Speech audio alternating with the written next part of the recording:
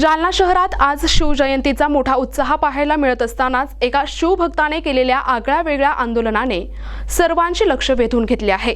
छत्रपती शिवाजी महाराज यांच्या पुतळ्याच्या सुशोभीकरणासाठी प्रशासन निधी देत नसल्याचा आरोप करत या शिवभक्ताने थेट पुतळ्यासमोर भीक मागो आंदोलन सुरू केले। या आंदोलनामुळे परिसरात मोठी खळबळ उडाली असून प्रशासनाच्या उदासीनतेबद्दल संताप व्यक्त केला जात आहे।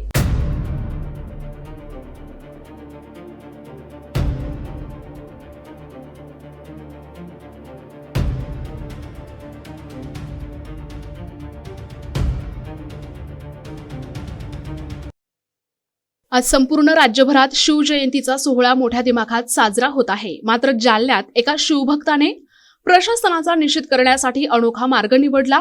जालना शहरातील छत्रपती शिवाजी महाराजांच्या पुतळ्याचे सुशोभीकरण गेल्या अनेक वर्षांपासून रखडले आहे। यासाठी वारंवार मागणी करूनही प्रशासनाकडून निधी उपलब्ध करून दिला जात नसल्याचा आरोप आंदोलनकर्ते किरण देशमुख यांनी केलाय। या निषेधार्थ त्यांनी आज थेट महाराजांच्या पुतळ्यासमोर बसून नागरिकांकडे भीक मागितली। प्रशासन जर निधी देऊ शकत नसेल तर आम्ही नागरिकांकडून निधी जमा करू आणि तो सुशोभीकरणासाठी प्रशासनाला देऊ, अशी भूमिका देशमुख यांनी मांडली। आंदोलनाची माहिती मिळताच सदर बाजार पोलिसांनी घटनास्थळी धाव घेत आंदोलनकर्त्याला ताब्यात घेतले। एकीकडे शिवजयंतीचा जल्लोष सुरू असताना पुतळ्याच्या दुरावस्थेवरून झालेल्या या आंदोलनाने जालना नगर परिषद आणि जिल्हा प्रशासनासमोर मोठे प्रश्नचिन्ह उभे केले आहे। आता या आंदोलनानंतर तरी पुतळ्याच्या सुशोभीकरणाला गती मिळणार का हे पाहणे महत्त्वाचे ठरेल। छत्रपती शिवाजी महाराज संपूर्ण भारताचे आराध्य दैवत यांची आज 19 फेब्रुवारी निमित्त जयंती आहे। परंतु या ठिकाणी तुम्ही बघसाल की प्रशासनाकडनं निधी हा मोठ्या प्रमाणात स्थानिक गुत्तेदाराला मिळत नाही। स्थानिक गुत्तेदाराला निधी कमी प्रमाणात मिळाल्यामुळे निकृष्ट दर्जाचे या निकृष्ट क्वालिटीचे या ठिकाणी काम तुम्ही बघू शकता। परिसरामध्ये दरवर्षी या ठिकाणी वरून निधी येतो। दरवर्षी या ठिकाणी जे फवाऱ्याचे मोटर आहे त्या बदलल्या जातात, जुन्या मोटर जे आहे त्या चोरीला जातात। परंतु एकही गुन्हा नोंद आतापर्यंत या प्रशासकीय अधिकाऱ्याने संबंधित पोलीस स्टेशनला केलेला नाहीये। दरवर्षी या ठिकाणी छत्रपती शिवाजी महाराजांना नवीन कलर दिला जातो, रंगरंगोटी होते। परंतु तुम्ही जर आता त्या ठिकाणी जाचाल तर त्या ठिकाणी पापडे निघतात। दरवर्षी ऐन टायमावर 1-2 दिवसामध्ये या ठिकाणी कार्य सुरू होतं।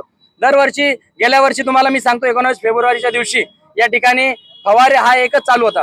जो फवारा आहे या ठिकाणी 4 फवारे आहे त्याच्यामधला एकच सुरू होता आणि 19 फेब्रुवारी संपल्यानंतर सुमारे 5 महिने या ठिकाणी साफसफाई कर्मचारी पण आले सुद्धा नव्हते। या ठिकाणी स्थानिक जे शिवभक्त आहे ते स्वच्छता करतात। मग जे प्रशासन या ठिकाणी कर्मचारी लावतं त्याची पगार कुठे जाते?